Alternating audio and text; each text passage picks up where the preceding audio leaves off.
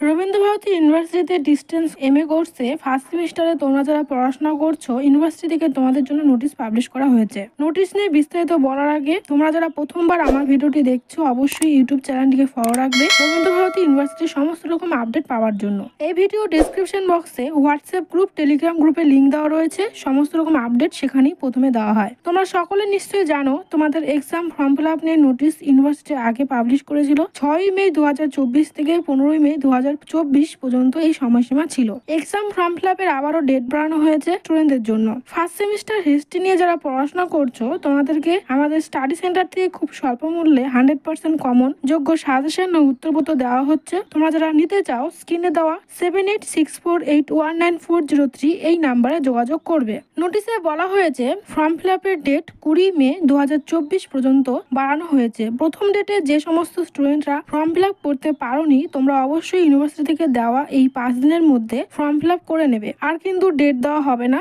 Exam form fill up না করলে সামনে আগত ফাইনাল এক্সাম বাতিল হতে পারে। ভিডিওটি অবশ্যই ফ্রেন্ডদের সাথে শেয়ার করবে। ভিডিওটি দেখার জন্য সবাইকে অনেক ধন্যবাদ।